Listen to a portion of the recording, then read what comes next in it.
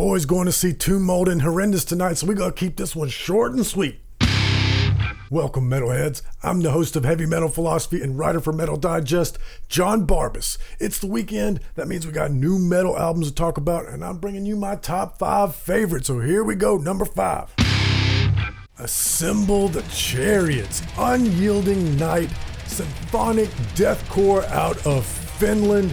And what I like about this one is, yes, it's deathcore and it's got those roaring growls, but it's real clear. I can understand what the guy is saying while he's doing all that screaming. He enunciates very well. Plus, there's a nice groove to it that I don't often get with deathcore. Nice tight arrangements, and it seems like this might be a trilogy. It's definitely a storytelling album, so that gives it an added dimension.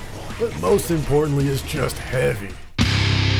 Coming in at number 4, Bloodstream.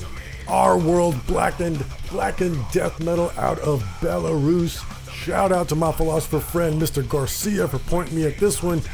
I really had fun with this because it is a Blackened Death cover album. That's right, there's Cure songs, Iron Maiden songs, couple of Behemoth songs, many more, all reimagined as Blackened Death songs. I didn't even realize they were covers at first because the band definitely does their own take. And then I heard Bart's a Bell and I messaged my friend and I was like, hey, is that a Behemoth cover? And he's like, yeah, there's 2. They did the Satanist as well. I was like, yeah. And so I looked more into it and I'm like, oh, they're all covers. That if you're going to cover a song, you should either do it justice like the original or you should make it your own, and they definitely did that here. Really fun album. Coming in at number 3, Seth, Les Français des Maudits. Hey, shout out to Greg from Greg's Whiskey Guide, my French friend. You gotta rate my pronunciation there. Did I do a good job with that pronunciation? Text on screen just in case, and as always, every band's Bandcamp link will be in the description so that these records are easy to find. And this one didn't drop on Friday like normal. This one dropped Sunday because they wanted to release this record on Bastille Day. And that's fitting because it is black metal all about the revolutionary spirit in France. Black metal's all about subversion, and does it get more subversive than guillotining some politicians? Absolutely love this one. Check it out. Coming in at number 2, Open Surgery with Absolute Destruction, death metal out of Sweden.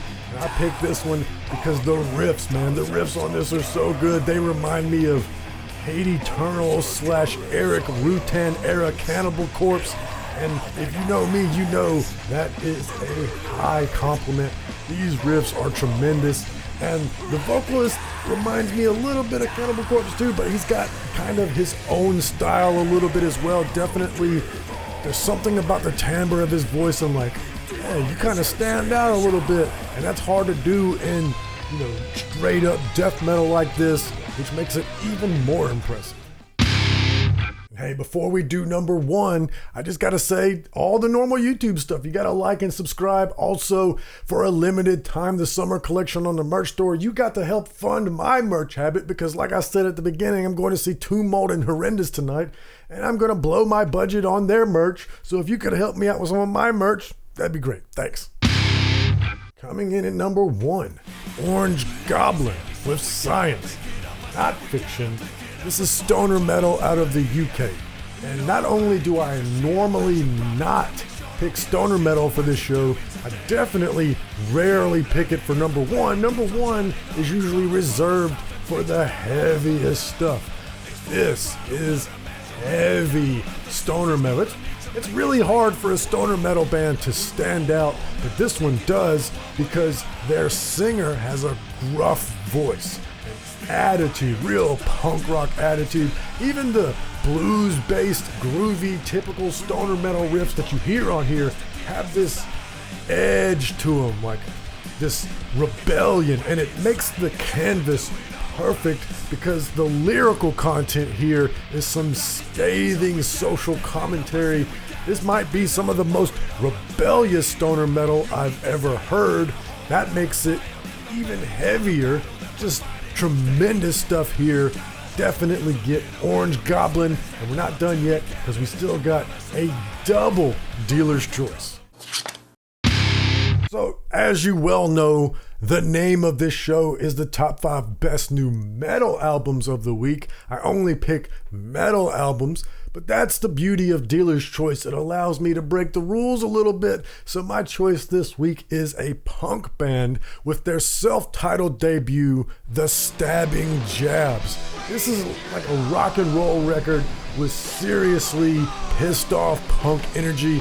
Definitely on the upbeat side, groove-wise. This is a full body listening experience. Your foot's gonna be tapping, your head's gonna be bobbing, your fist's gonna be pumping, and that's that energy I like. Plus you put in their aggression, I think it'll fit in perfectly with the rest of these albums. Now, normally I would do the album art of the week next, but not only is it a light release week, but also none of the album covers I saw really fit my normal criteria. Nothing really leapt out at me. So rather than doing album art of the week this week, how about I just do 2 dealer's choice? For your bonus dealer's choice this week, I'm going with Shun and Dismantle, progressive rock metal out of North Carolina. I really dug this one because okay, this is what I wrote in my review for Metal Digest. Is it possible for a band to sound dreamy and heavy at the same time?